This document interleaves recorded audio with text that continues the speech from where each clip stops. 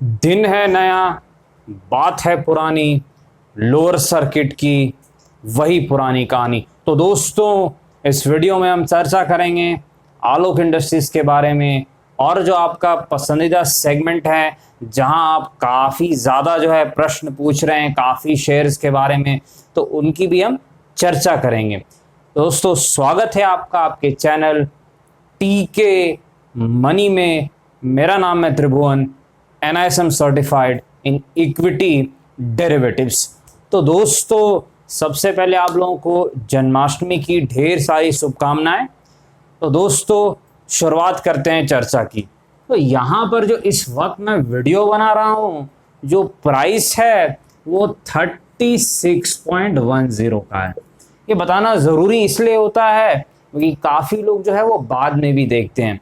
तो यहाँ पर आप देखिए प्राइस आज ये है, और आपको याद ही होगा जो हमने डिस्कशन किया था पहले ही चर्चा कि जो 40-45 का रेजिस्टेंस जोन है, अवरोध का जो एरिया है, वहां से जो है प्रॉफिट बुकिंग, सेलिंग और जो है एक करेक्शन आना चाहिए। और आपने देखा करेक्शन आया लगातार, आज तीसरे दिन जो है लोअर सर्किट लग चुका है। अब देखिए एक चीज है, अभी जब मैं वीडियो बना रहा हूं जो वॉल्यूम्स है तकरीबन जो है वो 4 मिलियन के आसपास हैं। और जो है दूसरी चीज आप देखेंगे सेलिंग ऑर्डर जो है वो तकरीबन 7 या 8 मिलियन के आसपास लगे हुए हैं। तो यहाँ पर जो है अब हमें ये देखना है कि आगे क्या होने की संभावनाएं हैं। उससे पहले एक प्रश्न का जवाब देना बहुत ज़रूरी है। आप लोग बहुत ज़्यादा ये चीज़ पूछ रहे हैं कि सर ये ब्लॉक डील हुई थी जो है 44 के लेवल पर, एक बड़ी ब्लॉक डील हुई थी और उसकी चर्चा आपने नहीं की। और दूसरी चीज़, कल भी जो है 38 के लेवल पर भी एक बड़ी ब्लॉक डील हुई थी और तकरीबन जो है वो 18 करोड़ की ब्लॉक डील कल हुई थी। फिर एक ब्लॉक डील हुई थी तकरीबन 5 करोड़, यानी 18 + 5 आपका 23 करोड़, और प्लस जो है 44 के प्राइस पर एक ब्लॉक डील हुई थी। वो कितने की? वो तकरीबन 2.5 करोड़ के आसपास कुछ। थोड़ा देख लीजिएगा एक बार, यहाँ थोड़ा कंफ्यूजन है, लेकिन ब्लॉक डील हुई थी, मुझे अच्छे से याद है ये चीज़। तो यहाँ पर आप लोगों ने प्रश्न पूछा कि सर लोग तो कहते हैं ब्लॉक डील का मतलब खरीदारी हुई है, अब तो ऊपर ही जाना चाहिए, फिर ये क्यों नीचे आ रहा है, ये क्या बात हुई? देखिए मैंने आप लोगों को बताया भी है, जो पुराने लोग हैं इस चैनल से जुड़े हुए वो ये चीज़ जानते भी हैं, पर काफ़ी नए लोग भी चैनल पर आते हैं, तो मैं उन लोगों के लिए एकदम कम शब्दों में बता देता हूँ। ब्लॉक डील का अर्थ यह नहीं होता है कि इससे स्टॉक प्राइस ऊपर ही जाएगा या फिर नीचे ही जाएगा। ब्लॉक डील सिंपली एक डील है दो बड़े पार्टीज के बीच में, जैसे मैं और आप डील कर रहे हैं। कैसे डील कर रहे हैं? ट्रेड के थ्रू। कैसे? हमने एक ऑर्डर पंच किया बाय का, किसी ने सेल का। ट्रेड तभी हो रहा है जब एक बायर है और एक सेलर है। जब एक बायर सेलर नहीं रहा तो ट्रेड तो होगा नहीं, सिर्फ बायर और सेलर से काम तो चलेगा नहीं। एक प्राइस पे ट्रेड होने के लिए चाहिए आपको इन चीज़ों की ज़रूरत। तो ब्लॉक डील में क्या होता है कि ब्लॉक डील में सिर्फ एक कुछ लिमिटेशंस हैं कि क्वांटिटी जो है वो ज़्यादा होनी चाहिए, और सेकेंडली जो है कुछ डील्स हमेशा जो है करोड्स में होती है। ये चीज़ हमने देखी है। यानी कहीं आप दो बड़ी पार्टीज के बीच में, चाहे वो इंस्टीट्यूशन हो, चाहे वो अल्ट्रा HNIs हो, म्यूचुअल फंड, FIs जो भी हो, उनके बीच में एक बड़ी डील होती है, या बड़े ट्रेडर्स हो, एक डील होती है और वो अलग विंडो में होती है। ऐसे नहीं कि हमारे ट्रेडिंग जो कर रहे हैं सिंपली उस बीच में होती है। तो ये एक डील होती है। इस डील से क्या स्टॉक प्राइस पर कुछ फर्क पड़ता है? मैंने पहले भी कहा था, नहीं पड़ता है। इस चीज को याद रखिएगा, ब्लॉक डील स्टॉक प्राइस को नहीं इफेक्ट करती है। जो मेरा पर्सनली ट्रेडिंग का अनुभव है, ब्लॉक डील कब इंपॉर्टेंट होती है, अब ध्यान दीजिएगा अभी जो चीज मैं बोल रहा हूं।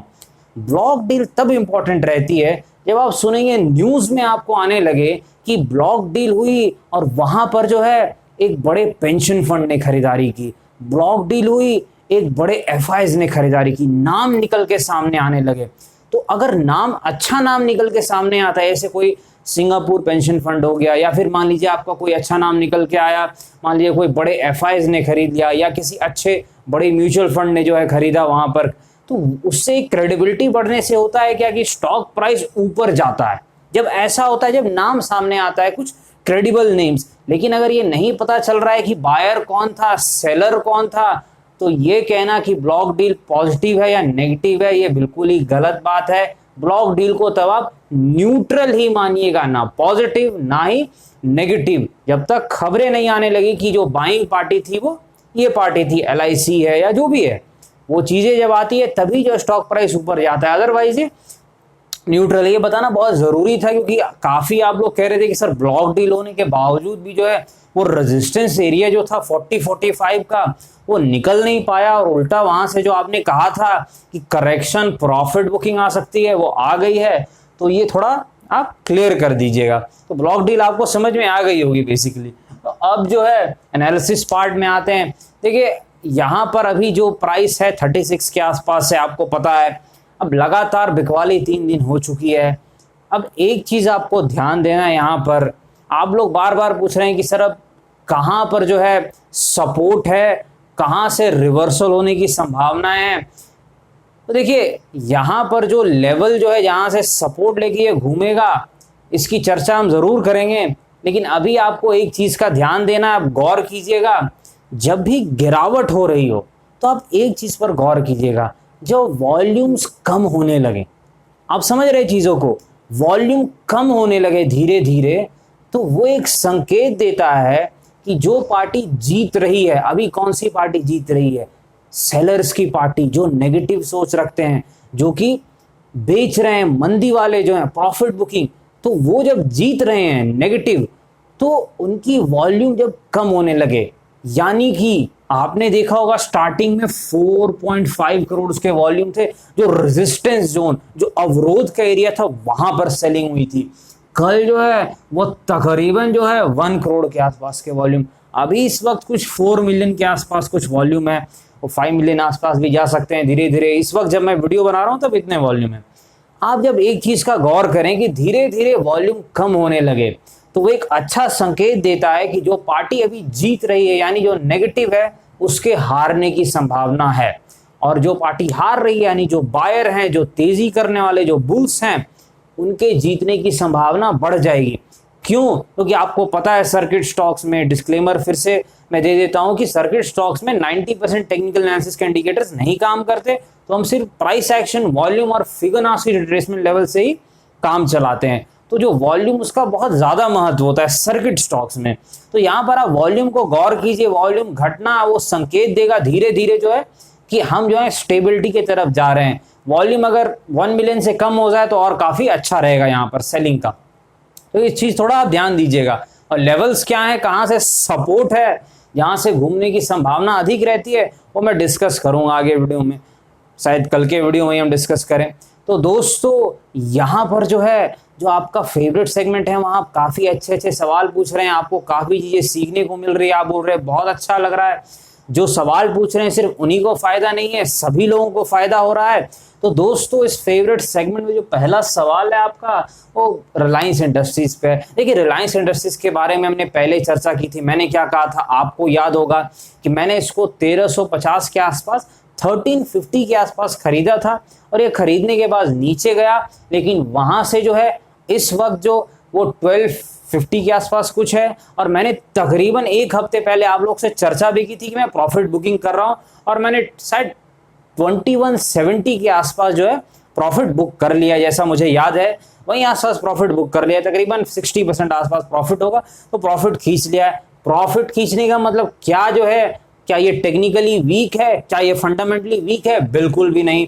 फंडामेंटली गजब की कंपनी है। कोई भी बिजनेस हो इनका, चाहे जियो हो, जियो मार्ट हो, चाहे इनका रिटेल बिजनेस हो, चाहे इनका ऑयल एंड गैस बिजनेस हो, जो फ्री कैश फ्लो इनको दे रहा है, काफी मदद कर रहा है, तो कहीं कोई कमी ऐसा नहीं की है। लेकिन आपको मैंने पहले भी कहा कि इंसान को थोड़ा प्रॉफिट बुक करते रहना चाहिए ऊंचे के भाव पर। उससे क्या होता है, एक चर्निंग होती रहती है पोर्टफोलियो में, आप नए स्टॉक्स ले सकते हैं जो ज्यादा आपको वहां पर वैल्यू दिख रही है। तो टेक्निकली कमजोर नहीं है, फंडामेंटली भी कमजोर नहीं है, पर थोड़ा सा अभी इस प्राइस पर प्रॉफिट बुकिंग और थोड़ा कंसोलिडेशन में रहने की संभावना है। तो मैंने जो थोड़ा प्रॉफिट खींच लेने में ही भलाई है। तो यहाँ पर रिलायंस अगर आपको थोड़ा गिरा हुआ मिले ना, 10-15% नीचे, तकरीबन 1800 से 2000 के बीच में, तो वहां पर एक अच्छा मौका रहेगा। ऐसे गिरेगा कि नहीं काफी मुश्किल है बताना, क्योंकि टेक्निकली स्ट्रॉन्ग स्टॉक है। हो सकता है जिस लेवल पे मैंने प्रॉफिट बुकिंग की उसको भी निकाल दें, क्योंकि टेक्निकली स्ट्रांग है। अगर 2200 निकल जाता है, एक मानसिक लेवल भी है, तो ये और ऊपर जा सकता है। लेकिन आप प्रयास कीजिए कि अच्छे स्टॉक्स को भी जो है, ये पोर्टफोलियो का स्टॉक है आपको पता ही है, लेकिन आप अच्छे स्टॉक्स को भी जो है थोड़ा नीचे भाव में लीजिए, ज़्यादा अच्छा रहेगा, एक सेफ्टी रहती है। तो अगर आपको 1800 2000 के आसपास मिल जाए, जब जो है मार्केट में करेक्शन या कुछ और चीज़ें हो नेगेटिविटी, तो काफ़ी अच्छा रहेगा, तो थोड़ा ध्यान दीजिएगा। अब अगला जो स्टॉक है बंधन बैंक, ये भी मेरे पोर्टफोलियो मैंने आपसे चर्चा की थी, ये लॉस में है जैसा मुझे याद है। तो यहाँ देखिए बंधन बैंक क्या है, बंधन बैंक फंडामेंटली ठीक है, इसमें कोई शक नहीं है। यहाँ पर जो है अगर आप पी रेशियो देखें या प्राइस टू बुक वैल्यू देखें, महंगा नहीं है इस भाव पे, ठीक है। लेकिन एक ही समस्या बैंकों के साथ है, आपको पता है कि कोविड के कारण उन्हें समस्याएं हो रही है, उनके लोन्स खराब हो सकते हैं, हुए भी हैं, इस कारण प्रोविजनिंग करनी पड़ेगी, तो वहां पर जो है इन्हें लॉस भी हो सकता है या प्रॉफिट घट सकती है। इसी कारण ये स्टॉक थोड़े रेंज में रहेंगे। रेंज क्या है, अगर ये 260-70 आसपास आता है, एक सपोर्ट दिख रहा था, एक हल्का सा सपोर्ट दिख रहा था जो मैंने देखा था, वहां पर देखते हैं क्या हलचल होती है। या तो अगर स्टॉक को घूमना है तो ये अच्छा लेवल है घूमने का, 290-95 यहां से घूम जाए तो ठीक है, वरना फिर ये 260-70 भी जा सकता है। यहाँ पर आप बैंकिंग स्टॉक कभी भी एक दो मत लीजिए, एक हमेशा जो है एक गुच्छा के मतलब 5-10 स्टॉक आप लेने का प्रयास कीजिए। बैंकिंग स्टॉक है 5-6 ठीक रहेगा, मतलब क्योंकि बैंकिंग स्टॉक से वही चीज़ दिक्कत है कि ये कोविड के कारण इन्हें दिक्कत तो है, तो इन चीज़ों का आप थोड़ा ध्यान दीजिएगा। बैंकिंग स्टॉक जब आप लीजिएगा, फार्मा भी आप जब लेते हैं तो वहाँ भी एक चीज़ का ध्यान दीजिएगा, 5-6 स्टॉक लेने से ज़्यादा अच्छा रहता है, क्योंकि फार्मा में यूएसएफडी की समस्या रहती है। तो बंधन बैंक ध्यान दीजिए, फंडामेंटली ठीक है, टेक्निकली न्यूट्रल है, न्यूट्रल है, ना बहुत अच्छा है ना बहुत ही बुरा है, न्यूट्रल, याद रखिएगा इस चीज़ को। तो अब जो तीसरा स्टॉक है बीईएल, देखिए भारत इलेक्ट्रॉनिक्स लिमिटेड जो है, जितने भी डिफेंस रिलेटेड स्टॉक्स हैं वहां पर एक गजब की तेजी दिख रही है। और एक न्यूज़ मैंने तकरीबन 1-2 दिन पहले देखी थी वहां पर कि ना गवर्नमेंट जो है वो डिफेंस सेक्टर को काफ़ी बढ़ावा दे रही है। जो लोकल मैन्युफैक्चरर्स हैं, जो घर में जो ये डिफेंस रिलेटेड जो चीज़ें बनाते हैं, तकरीबन गवर्नमेंट कह रही थी कुछ ऐसा मुझे याद है 5 लाख करोड़ के आसपास के ऑर्डर अगले 5 से 6 साल में आ सकते हैं। थोड़ा आप एक बार चेक कर लीजिएगा। तो यहाँ पर इससे जो है जो लोकल कंपनीज हैं गवर्नमेंट रिलेटेड, चाहे वो HAL हो, हिंदुस्तान एरोनॉटिक्स लिमिटेड, चाहे वो भारत इलेक्ट्रॉनिक्स लिमिटेड हो, या और भी कुछ कंपनियां हैं, तो यहाँ पर उनको फायदा होने की संभावना है। लेकिन एक समस्या है, देखिए ये स्टॉक डबल हो चुके हैं, नीचे से काफी भाग चुके हैं, तो एक बार थोड़ा सा ये सुस्ता जाए, एक ठंडा जाए, तो एंट्री लेना अच्छा रहेगा। सपोर्ट अगर आप देखिएगा एकदम शॉर्ट टर्म ट्रेडर वाला, तो आप 99 बोल सकते हैं ट्रेडर वाला सपोर्ट, और रेजिस्टेंस जो है वो 120 है। 120 के ऊपर अगर ये क्लोज करता है, क्लोज का मतलब वीकली क्लोजिंग यानी फ्राइडे को क्लोजिंग देता है, जो कि ट्रेडर्स काफी अहम मानते हैं, तो फिर संभावना है कि ये और ऊपर जा सकता है, क्योंकि जब हम बोलेंगे स्टॉक टेक्निकली जो है वो एक नए जोन में जाने वाला है। 120 के ऊपर की क्लोजिंग अगर देता है तो यहाँ पर थोड़ा ध्यान दीजिएगा। वैसे तो पहले डिफेंस स्टॉक्स पोर्टफोलियो के स्टॉक्स नहीं होते थे, जो भी गवर्नमेंट रिलेटेड स्टॉक्स हैं चाहे डिफेंस स्टॉक्स हैं, वो पोर्टफोलियो के स्टॉक नहीं होते थे, लेकिन ये कुछ चेंज दिख रहा है, तो यहाँ पर थोड़ा गौर करना पड़ेगा हमें भी कि ये कुछ कहीं ये जो है फंडामेंटल बड़ा चेंज तो नहीं आ रहा है, क्योंकि अगर ऐसा हुआ तो स्टॉक प्राइसेस ऊपर जा सकते हैं, और तो ये थोड़ा ध्यान यहाँ पर देना होगा जितने भी डिफेंस रिलेटेड स्टॉक्स हैं। अब जो अगला सवाल है आपका आईटीसी पर, आईटीसी के बारे में मैंने चर्चा की थी पहले भी, आईटीसी गजब की कंपनी है, डिविडेंड यील्ड आपको 4 से 5% दे रही है इस भाव पर, और यहाँ पर जो है पी रेशियो भी देखे तो काफ़ी सस्ता है, तो यहाँ पर आईटीसी में कोई कमी नहीं है, इनका बिजनेस काफ़ी फैला हुआ है। बस एक ही समस्या है, सिगरेट बिजनेस ही मेन कंट्रीब्यूट करता है प्रॉफिट में, रेवेन्यू में तो इनको काफ़ी ज़्यादा बिजनेसेस है, होटल है, पेपर का बिजनेस है, एग्रीकल्चर है, यहाँ पर एफएमसीजी में है, ये काफ़ी चीज़ें इनकी है, पर अभी भी सिगरेट ही जो है इनका मेन प्रॉफिट को ड्राइव करता है। तो इस कारण सिगरेट पे आपको पता है गवर्नमेंट जो है टैक्स बढ़ा देती है, अलग अलग प्रकार की समस्याएं होती है, इस कारण जो है इनका सिगरेट बिजनेस जो है वहाँ वॉल्यूम ग्रोथ नहीं हो पाती है, तो इससे जो थोड़ा जो है स्टॉक प्रेशर में रहता है। लेकिन कुछ समय से काफ़ी अच्छा परफॉर्म कर रहा है, मैं देख रहा हूँ टेक्निकली भी, तो ये स्टॉक पोर्टफोलियो का स्टॉक है, मेरे पास भी है, और आप एक्युमुलेट कीजिए तो इसमें कोई दिक्कत नहीं है, क्योंकि कुछ ना कहीं अगर मान लीजिए नीचे भी जाता है तो आपको ये डिविडेंड दे देगा 3-4-5% के आसपास, तो आपको समस्या नहीं होगी आईटीसी में।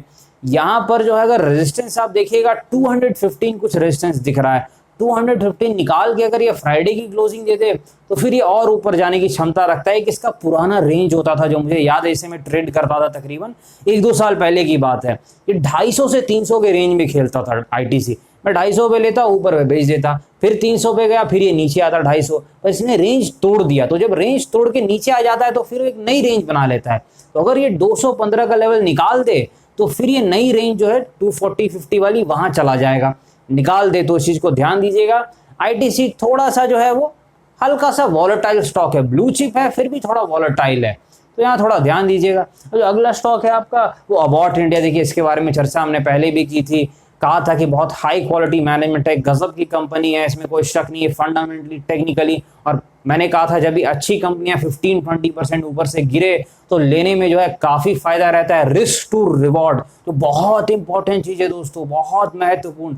रिस्क टू रिवॉर्ड वो आपके पक्ष में होता है। और आपने देखा क्या कमाल हुआ, आप लोगों ने मैसेजेस भी किए कि ये जो स्टॉक है गजब का परफॉर्मेंस किया, जिस प्रकार भागा है तकरीबन जो है 15% के आसपास प्रॉफिट भी हो गए आप लोगों को। मैंने तो ये ट्रेड नहीं लिया था और अभी मेरे पोर्टफोलियो में भी नहीं है, लेकिन अच्छा है आप लोगों को प्रॉफिट हुआ। तो आप ध्यान दीजिए जब भी अच्छी कंपनी 15-20% गिरे आप पोजीशन बना सकते हैं, अक्सर जो है प्रॉफिट देती है। और अगर थोड़ा और गिर जाए तो भी समस्या नहीं है, आप एवरेज कर सकते हैं। बस एक ही चीज याद रखना है, किसी भी स्टॉक में शुरुआत में जो है 3% से ज्यादा इन्वेस्टमेंट नहीं करना है और बाद में जो है 5% तक पे रोक देना है। तो ठीक है दोस्तों, अगला जो है आपका प्रश्न था वो यस बैंक के ऊपर। यस बैंक के ऊपर पहले भी मैंने चर्चा की है, लेकिन आप लोग कहते हैं अलग से वीडियो बनाने, तो मैंने इसको हर दिन के एनालिसिस में इंक्लूड कर दिया है। एक सवाल बार बार आप लोग का यहाँ पर यस बैंक में आ रहा है कि सर क्या लॉक इन पीरियड में तो नहीं चला जाएगा, 75% शेयर क्या हमारे जो हैं वो 3 साल के लिए लॉक तो नहीं हो जाएंगे? देखिए ऐसा बिल्कुल भी नहीं है। ये जो नियम है मुझे अच्छे से याद है, मैंने यस बैंक को ट्रेड किया है, 4 साल से ट्रेड कर रहा हूँ, तो मुझे ये चीजें पता है। यस बैंक में ये तकरीबन शायद 12 मार्च से पहले या 12 या 13 मार्च होगा, वहां से पहले जिनके पोर्टफोलियो में है ये स्टॉक उनके लिए रूल है कि 75% बंद रहेगा आपका, बाकी के लिए ये रूल नहीं है। अभी जो ले रहे हैं उनके लिए ये नॉर्मल स्टॉक है, तो कोई समस्या नहीं है। और यहाँ तक आपने चर्चा की बात की थी यस बैंक, तो आपको याद है मैंने जो है मेरे एक मित्र ने कहा भी था कि यस बैंक के बारे में वीडियो बनाने, तो मैंने बनाई थी तकरीबन 2 हफ्ते पहले, और उस वक्त प्राइस था 11.5 और मैंने कहा था इसमें क्षमता है अगर ये 12-13 का रेजिस्टेंस निकाल दे तो ये तकरीबन जो है 16-18 के आसपास जा सकता है, वैल्यू है उस भाव पे। तो वहां पर आप लोगों ने देखा प्राइस आने ही वाला है, वो 16-18 के जोन में पहुंचने ही वाला है, अभी मुझे लगता है कल परसों तक पहुंच भी जाएगा। तो वहां पर जो है प्रॉफिट बुकिंग के बारे में जरूर ट्रेडर्स सोचेंगे, और क्योंकि 50-60% का प्रॉफिट अगर इतनी जल्दी हो जाए तो लोग जरूर वहां पर सोचते हैं कि प्रॉफिट ले लेना चाहिए, क्योंकि वहां रेजिस्टेंस मिलेगा, वहां दिक्कतें होंगी जैसा मुझे अभी लग रहा है। वो लेवल निकल जाए तब हम आगे डिस्कस करेंगे, लेकिन इस वक्त पर थोड़ा मुश्किल लग रहा है उस लेवल को निकाल पाना। और यहाँ पर जिन्होंने 11-12 जब मैंने वीडियो बनाई थी वहां आसपास पोजीशन लिए, तो एक बार देख सकते हैं वहां पर प्रॉफिट बुकिंग के बारे में। जहाँ बाकी आपको जैसा ठीक लगे आप कीजिए, लेकिन मैं पर्सनली जो है, और मेरे जो मित्र जिन्होंने मैसेज भी किया था व्हाट्सएप पर वीडियो बनाने के लिए, वो भी प्रॉफिट बुकिंग के बारे में वो सोच रहे हैं वहाँ पर। तो ठीक है दोस्तों, वीडियो को लाइक करके सब्सक्राइब कर दीजिए। और जो है आपको पता है डिस्क्लेमर कि ये जो वीडियो है वो एजुकेशनल और इन्फॉर्मेशन पर्पस के लिए है, तो कृपया जो है फैसले लेने से पहले अपने वित्तीय सलाहकार से जरूर संपर्क करें, क्योंकि मार्केट में अनेक प्रकार की जोखिम है। धन्यवाद।